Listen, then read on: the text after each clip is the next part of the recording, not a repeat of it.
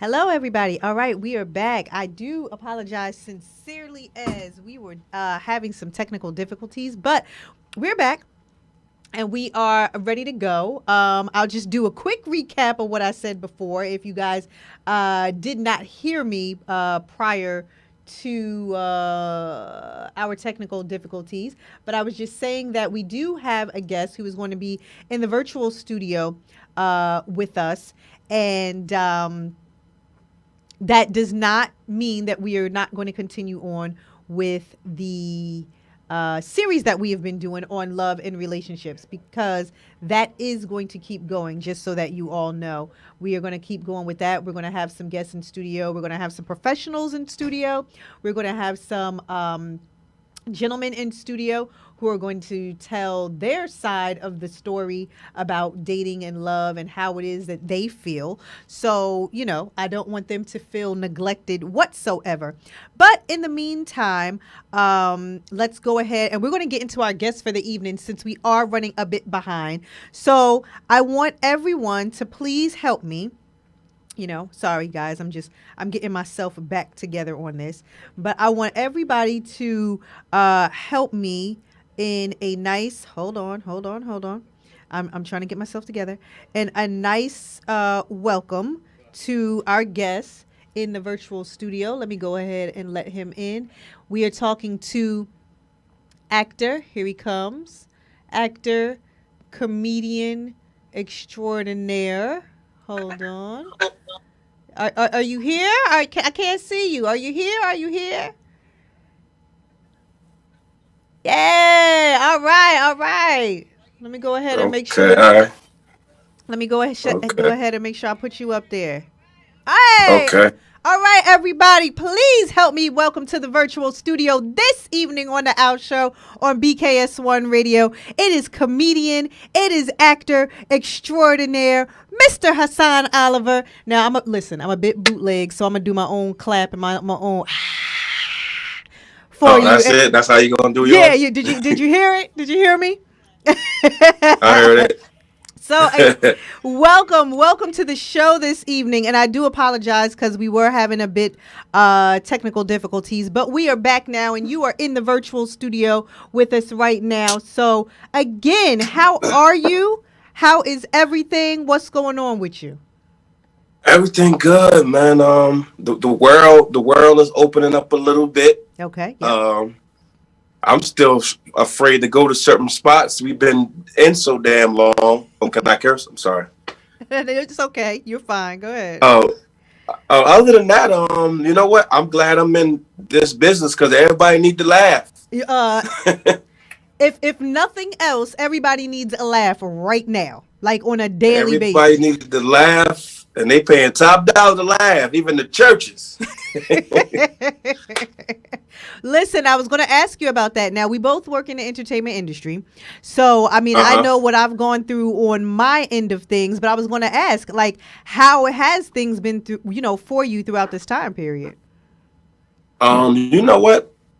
A lot of things that's supposed to happen before COVID is actually happening at an Mm-hmm. even better pace. Because during COVID, I just was doing a lot of online shows. Had to get used to the virtual. I start Mm-hmm. landscaping. I was I was hustling, Okay. but I still felt as though it was my job as a comic. Like every Friday, I would just do shows to have fun with people to keep their energy up and faith as well as mine. Right. So, and you know what? It gave me a chance to really focus on what I was doing too fast and what I wasn't taking my time on. So I kind of got the good out of it, other than the bad too. Yeah. For all of us that's entertainers, it's like time to slow down and really do your homework. Yeah. And, I Absolutely. had to cut back the drinking. And I tell you that, I was in his house too long. I think everybody became some sort of alcoholic during the pandemic, and What? we all need to just take a step back, put the bottle down a little bit, and Exactly. get back to focusing on what it is that we're supposed to be doing. You know what I'm saying? Yeah. Everybody keeps saying, be easy. No, you sitting in this house, you and that bottle. Listen. Listen, I completely understand. I can't say that I don't. So I completely understand. Mm-hmm. But I want to get into it with you for tonight. So, Okay. you're known for your typically, pre-pandemic, your high energy performances and going off of, your real life experiences.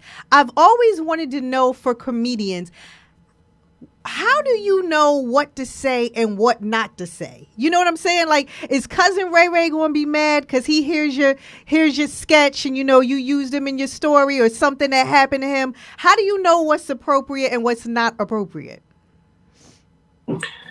You don't care actually. As a comic, you like, you know what? You either gonna take it or you're not. Right. When you think about it, it'd be some of the best material you don't say, and you be like, you know what? You get that from the other veterans. Like, you look at, like, Richard Pryor put his life out there. He got burnt up and lit himself on fire. Mm-hmm. So you gotta put out there with the people gonna be like, oh, I know he ain't just say that. So I've been stopped holding back, but I have jokes about my cousin. I got a cousin named Ray Ray.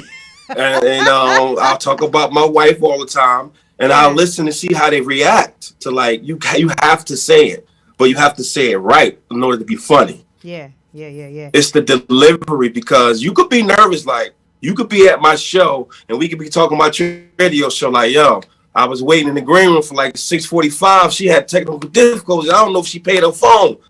You could be like, really, Haas? I have to address it. Yeah. Have you? You got to address it. Have you fallen out with anyone over it?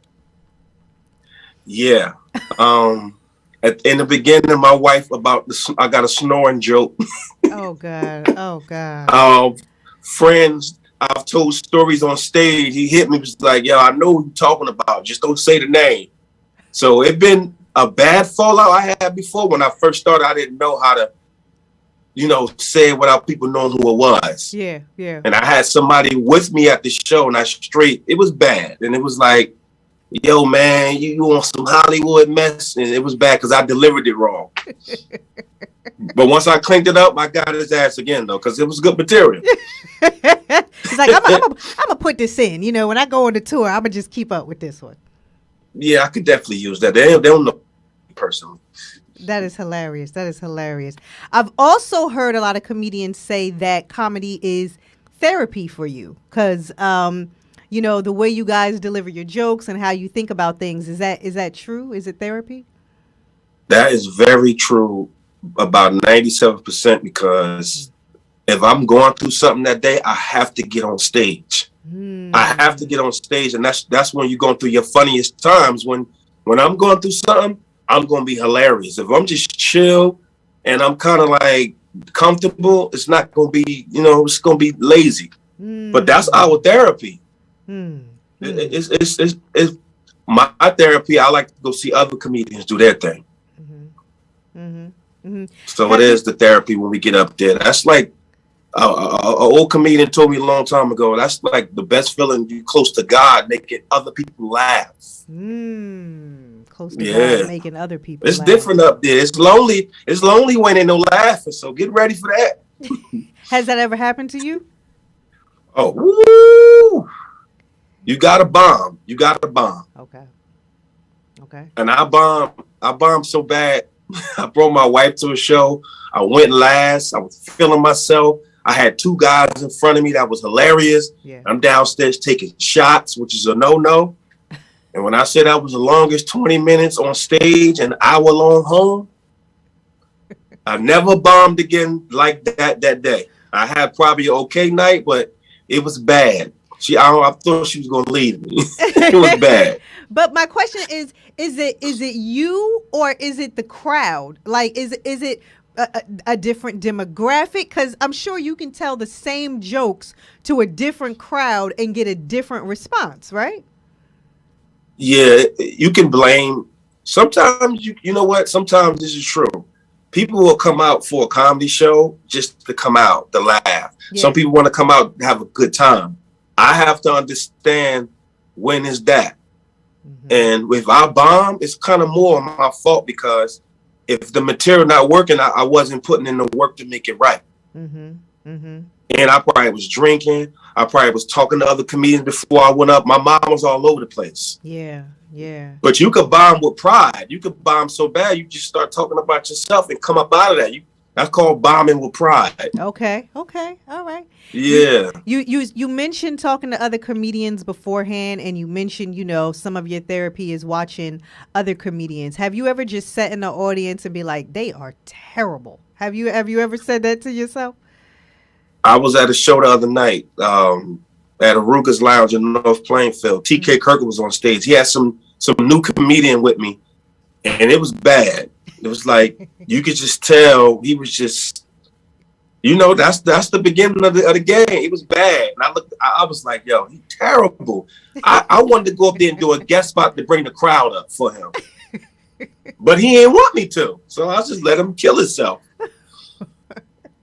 Because you can't rate up and coming comedians because everybody not going to catch on. Yeah. Yeah. And then I'll sit back and go, you know what? I'll see what's out there. Who's talking about what? Because some of us, people think we have the same material, but we just say it different. And somebody might think somebody took a joke from each other. Yeah. But we experience the same. That's when you be careful because comedians are the most sensitive entertainers in the world. We can give it, but can't take it sometimes. Listen, I mean, I get it, because that's how you make your money. So if somebody is telling a similar story but change the color of the car, it's like, what are you doing? And sometimes you can know, like, hold on, he's saying that too close to what I'm doing. Yeah. It took me 2 years to get that joke. Yeah. People don't know it takes time to punchline, to see how long it goes. Mm-hmm. Mm-hmm. But you know what? You got to take it and run with it because it's not copywritten to you. Somebody steal your joke, then it must be funny. Yeah. Yeah. Yeah. Yeah. I guess Richard Pratt said that. You're going to take, but I learned just talk about your life. Can't take nobody life jokes. Absolutely. Absolutely. Keep it straight about me. Right. What is training like for a comedian? So is it, were you just a funny guy in elementary school and it just stayed with you, or did you what's the training like? Is there a school? Is it a specific club that you all go to? How does that go? Basically, you wind up feeling like you the class clown. This is from elementary school. Mm-hmm. You're either an actor or you're a comedian. Mm-hmm. Mm-hmm. And then you start feeling that, okay, I'm used to being the person in the middle. I'm used to that attention. Mm-hmm. And then once you start noticing you have something, you be like, all right. The real training comes the older you get, life experience. Then when you really want to get it again, get it there. It's just like college. You got to go to school for it. Mm-hmm. You have to take classes. Because you're going to be in the chitlin circuit forever if you don't, right? Mm-hmm.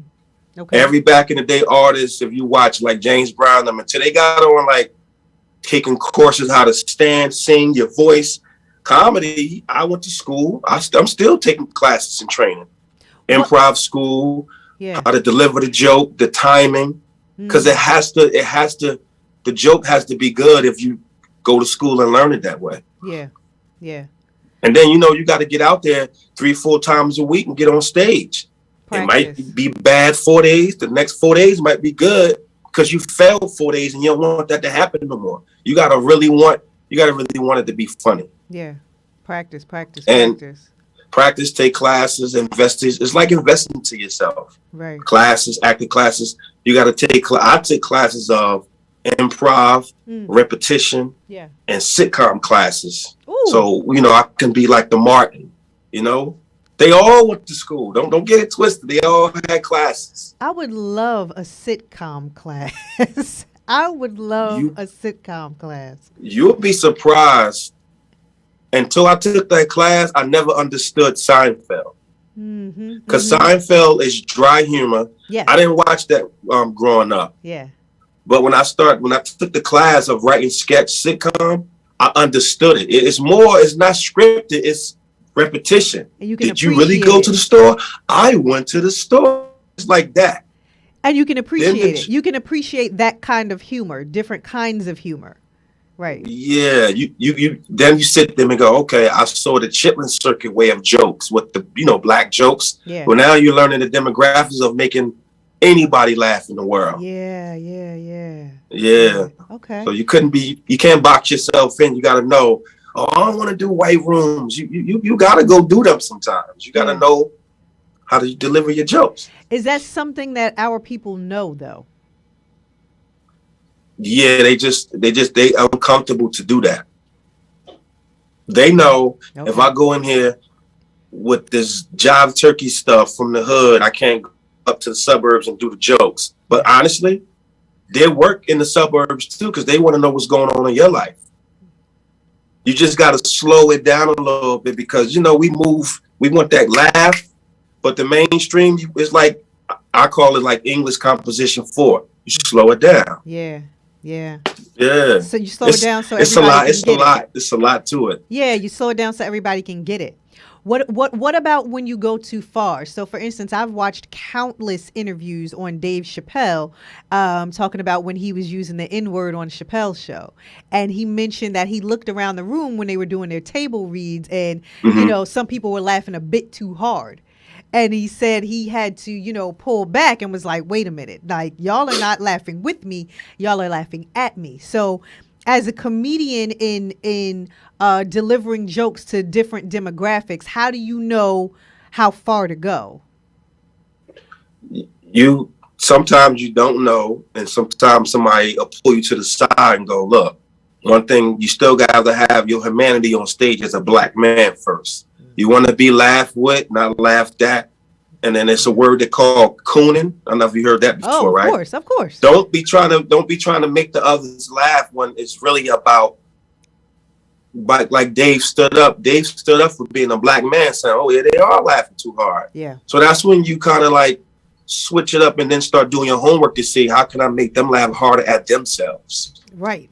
Because you don't want to feel like that. You really don't want to feel like that. Right. You can go home and you can feel it going. Yeah, I did a little too much about my culture. Yeah. And our people in the crowd are not going to appreciate that because it shouldn't be that way. Yeah. But when you're getting paid top dollars and they say, do what you do, you do what you do. Right. and what are your thoughts on like the conscious comedy, like what we're talking about? So, now he's kind of shifted a bit and, Richard Pryor did it. You had, Paul Mooney did it, may he rest in peace. You have this conscious comedians where they're really telling you the truth. And, you're laughing, but they're really telling you the truth. What are your thoughts on that as opposed to just different kinds of material? I actually like the way that it's going because Pryor did it. They was trying to do that back then, but society wasn't letting them unless it was in mainstream. But now urban and mainstream is hearing it. I think it's going in a good direction because they try to censor comedians like no cursing and all that. Look, Def Jam, all of that, sometimes the curse do make the joke funny, but you can do jokes without the curse. It's cool. But now and they scared of that though. They scared of that because D.L. Hughley is more of a conscious comedian now. Yes, he is. Now we're making you laugh and telling you the truth. Yeah. We got the power to do that. And sometimes they be getting scared like they know too much. Yeah. No, we always knew too much. Now, our big celebrity comedians are letting it. Dave Chappelle is the greatest because he said, go. Young comedians, y'all need to do the same thing up there. Don't coon. Yeah. Make your jokes, but let them know what's going on. Yeah. And that's what I was going to say. I'm glad you mentioned the censorship part of it because, you had Kevin Hart, who went through the whole, what he went through when he was supposed to host the Oscars, and then now all of a sudden he couldn't. And when did we get to comedians being censored for jokes? I think we got towards that. Bill Cosby was a big part of that back in the day. That's how him and Eddie Murphy didn't get along. So Bill. It was Bill and a lot of other black comics who felt as though black comics don't need to curse to make people laugh. It's a big business. Yeah. So trust me, you got some clean comics out here. You got some comics that do churches which is big business. Yes. So a lot of comedians start saying, well, we don't need to curse, but you got cats like with Bill Burr and all of them got the nastiest mouths. Andrew Dice Clay. Yeah. Andrew Dice. Andrew Dice Clay. Yeah, absolutely. So they used to be like, why y'all don't send to them, but y'all want to send to us? You know, it's like cats. It made cats change their ways, and we wasn't comfortable with it. Yeah. So the censor thing it was pretty much politics towards urban comedians, which is black comics. Yep. Comedy Central didn't want to hear all that on Comedy Central. It was sad to say. They didn't want to hear too much cursing. But when Kevin did his 3 shows, Kevin opened the door. You don't have to be vulgar, but you could cuss in a certain manner. Yeah, absolutely. I appreciate all of it, Yeah. So is all of comedy acted? What you mean? Acted like our routine? Yeah. Can you call all comedians actors? No. No? You have some good actors that do better comedic roles than comedians. It's weird. A lot of comics can't act a comedic role. I'm living proof. I like to Jamie Foxx said it one day. Okay. He said, well, if I'm doing his TV show he wasn't always funny. He wanted to do some acting and it's funny. Yeah. So when you take on a comedic role, it's like I'm already funny, but I have to change to an actor, but I want to act with no jokes. But actors who are actors, like myself, you want to take on a comedic role because it's fun to you. Yeah. So all comedians are not actors. That's why the transition is not that easy.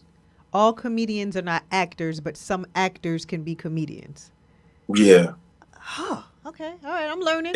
I'm learning. On stage, we're not pretending to be funny. We're funny. Right. You give us a monologue and say, do this 2-minute monologue. Yeah. It's not going to come out right because we can't make it funny. Right.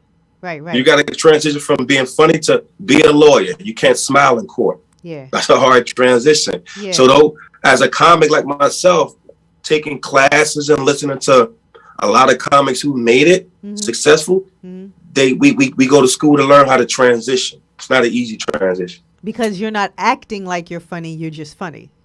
You're just funny. Okay. All right. I'm learning. It's different. It's different when you get up on that stage, boy. I can't imagine. I could never imagine. But I want to go into the acting part of, your career. So you have a number of films that are up under your belt right now. Right. And tell us a little bit about all of them. I mean, you got things that are running, you have things that are streaming right now. Tell us a bit about, some of the films that you have out right now. The main film I have out right now, I probably did about 12 films. Nice. I always wanted to do my own film. And being as that is, when I start being around comics, I felt as though I didn't want to be called a comedian. The guy who did Baby Boy said that you want to be known as a director, producer, and a writer. So I predicted I would be a comedian, a director, and a producer. That's the movie called The Real Unemployed Comedian. Okay. I came up, it was the word, the real was known. The Real House was Hollywood, all of that. So I just pulled the real. I was unemployed at the time. Comedian. I just took that. Okay. And you know what? I saved my little taxes money. I start because the classes I was taking, I was like, wow, I can do this on my own. Yeah. And that movie right now, which is streaming on Vault Access. I was so proud of that. I learned what I didn't do right, but I was proud because it made it to the film festival. Absolutely. Right. Okay. All right. And shout out to that Kenny. came Shout from a really big upset. I auditioned for Kevin Hart, Heart of the City. He gave all upcoming comedians a platform to get a TV credit. I auditioned. I was representing Jersey so hard, and I didn't make it. Oh, that's all right. And I was like, I thought it was going to be, I said, I deserve this. I've been putting it on for Jersey. I've been holding it down. Comics should know they come to Jersey, then they're going to hear Hassan Oliver's name. I didn't get picked. So I took that and said, if I can't make that, I'll make my own movie. And that's what I did. That's what I'm talking about. Make your own and keep it going. Yeah. So I've been acting before comedy, though. That's the truth. So you prefer acting over comedy? I was acting first since high school, drama class, then college. But then I said, you know what? I really love making people laugh. My passion is really in acting. Yeah. And it's just, I'm glad I did that transition first. So what kind of roles though? Do you prefer serious roles or do you prefer comedic roles? I prefer serious roles. All the acting classes I took was drama, repetition, and all of that. If I get a comedic role, it'd be a cameo. Okay. I rather the movies I've did, King of Newark, Living No Regrets. I'm like the tough guy, the ex-drug dealer, the snobby, the badass. I'm those, and I'm believable. You know what I'm saying? Not just a comedian, not just what was the old school movie? What was it? Jay-Z. Everything he said was funny. What is that? What movie is that? Just Streets is Watching. Yeah, Streets is Watching. Yeah, everything he was saying was just funny. Like he wasn't trying to be funny, but he was funny. He was the funny guy in it. Yeah, Jay's like, oh, what up, dog? Like all of those moments. Yeah. But you, like you said, you prefer to be the serious guy. You prefer to be like, what's a desired role for you in a film? Being a lawyer. Really? Jamie destroyed being a lawyer in that movie called what he did. He, the suit, just to control the courtroom. That's the role I want. Not a doctor, not a cop, a doctor and a lawyer. Method Man is a crooked lawyer on Power this season. Method Man is smashing his role, and he's being funny. And you can still see moments of him being, I came to bring the right. he's still right. He's like, Tariq, what's up? You know what I'm saying? Right. He's still Method Man. I mean, honestly, I just want him and Mary to break out in song. You know what I mean? Like every time they're in the scene together, but I know they can't. Right. Just like that. I mean, I know that they can't do that, but I'm hoping that we get a behind the scenes where they do that one day. They need to because Mary been mean since Ghost 2 came on. She probably smiled once and it wasn't a smile. Right. But so it's like she's doing a good job. She has to be mean until it's over. Yes, she does. She's being a hardcore street mom. Yes, and then she's so singing about relationships. So her range is good. Yeah, but that's what you want to be a part of your range. You want to be the serious lawyer on a serious case. No laughing involved whatsoever. Take any comedy out and strictly, serious moments. If they keep the comedy in, it has to be brief because now you're going to say, oh, I knew it was coming. Yeah. No. I need to carry you through that journey. Like, wow, you really I did a movie called King of Newark. Yeah. And I was getting hit on the gram like, yo, I really believe you was Mark, man. You an asshole, bro. Like people was mad. Wow. And then I did a movie called Sex, Money, and You Already Know. It was shot by real street dudes. Let me tell you, on set, it was real gang members. And I did it. My part was I was a blood guy. I did a show in Chicago. Yeah. But some gang members approached me and was like, I'm saying, this and that. And I kept saying, what did I do? They brought the movie up. And old boy was like, nah, he a comic. He's like, yo, you could act, bro. You had me thinking you was such and such. No lie. You got a whole beef and you ain't even know it. Yo, we was in Chicago. I said, don't book me out here no more, bro. A whole beef and you ain't even know it. I'm like, this is my job. I'm sorry, I'm working. Listen, man. He's like, yo, what's popping? I said, popcorn, man.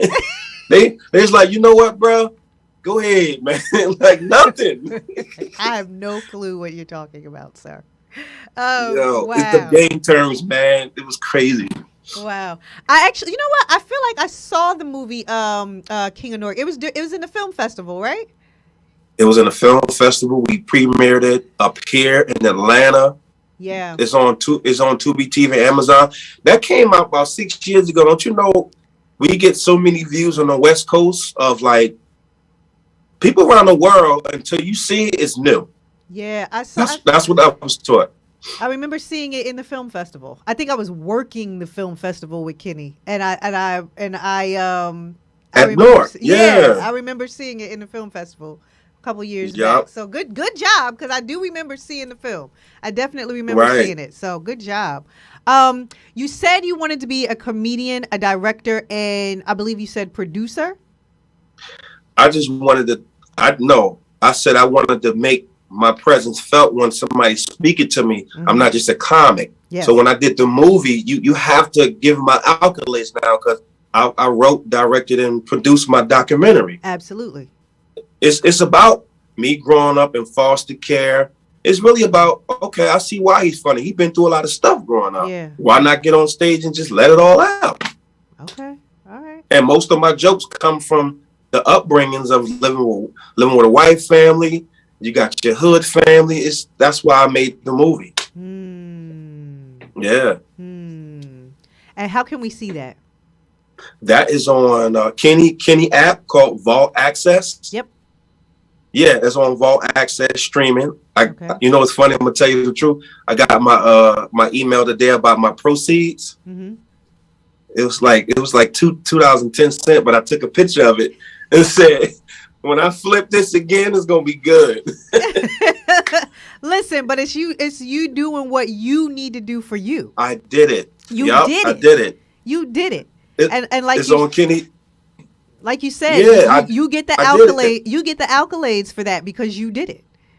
Because I did it. A lot of people will put their check up there and hide the price and be like, as long as I made it, it's true. Right. Like, yup, Kenny.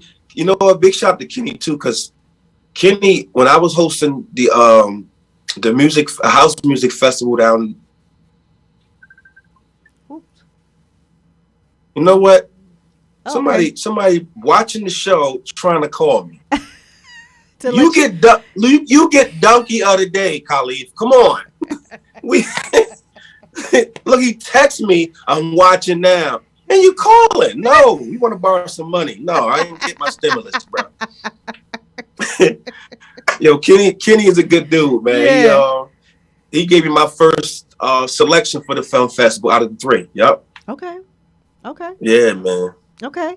So as far as writing is concerned, because again, you right now you have the title of comedian, you have the title of actor, you have the title of director, you have the title of producer, you have the title of writer at this point.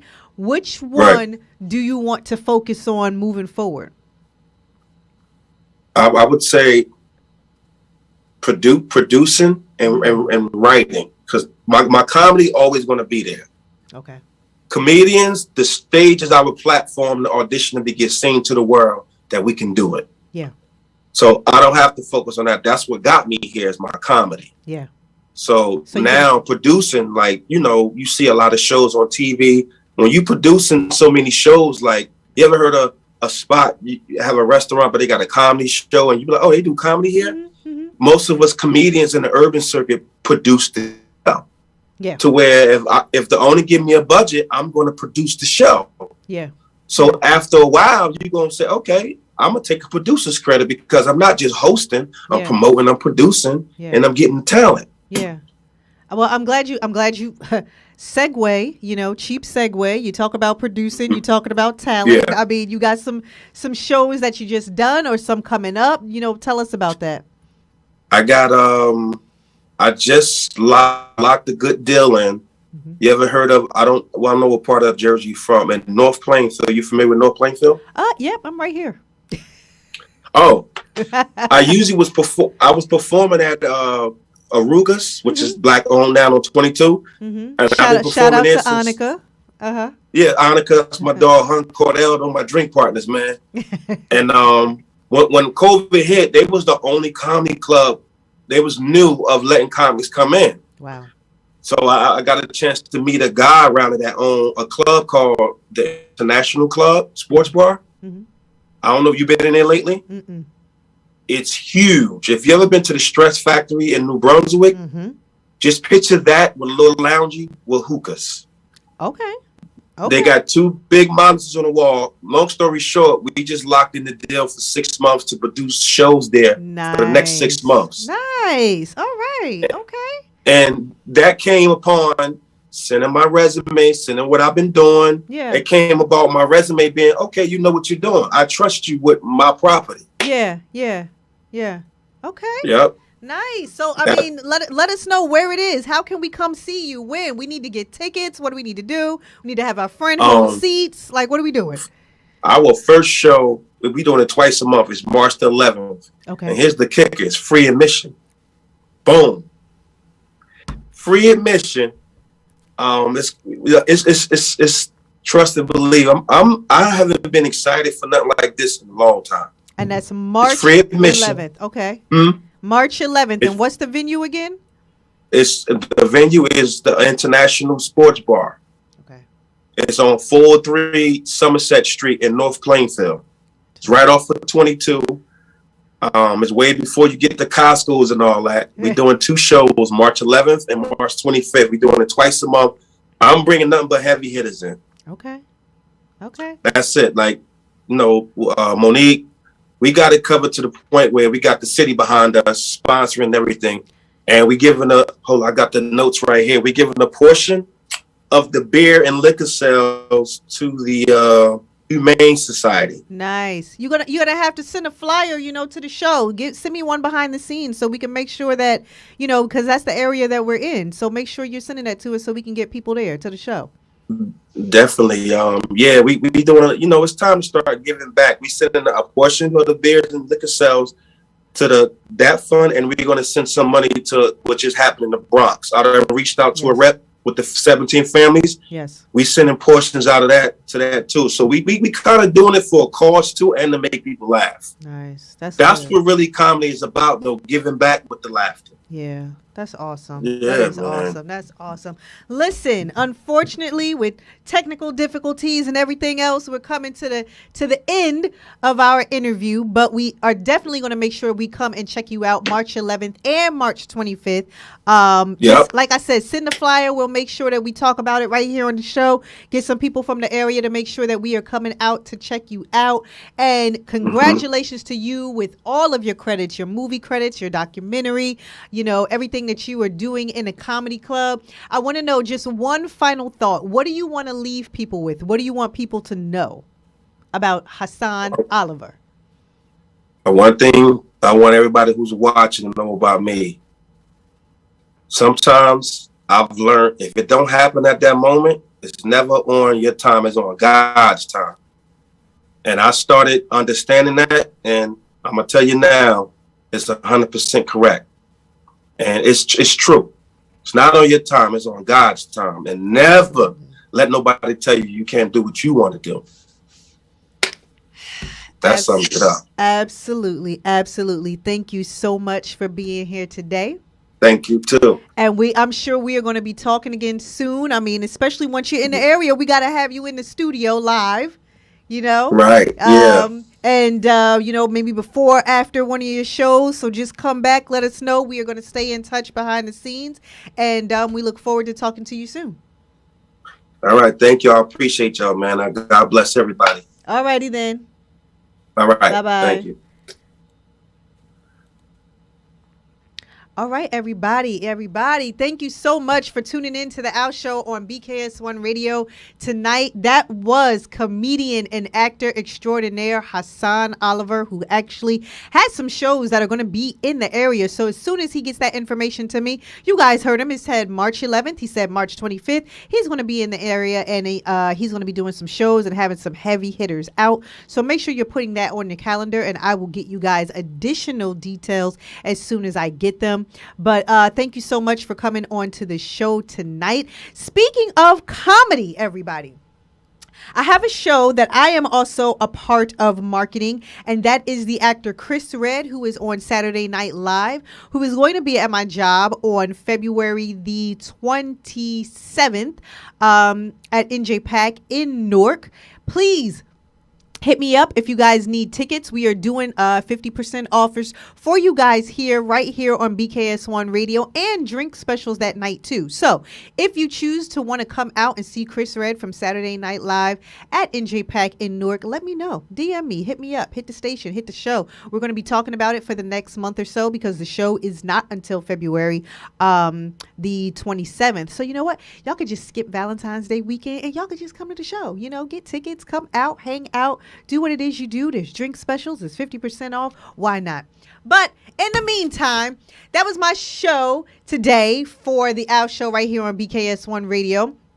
God willing, I will be here same time, same place next week, different show. Again, we are going to be back to talking about love and relationships. Why? Because it is the month of February, and that is what we do here because we are trying to help heal one conversation at a time. So, love you all for watching. Love you all for listening, and I will be talking to you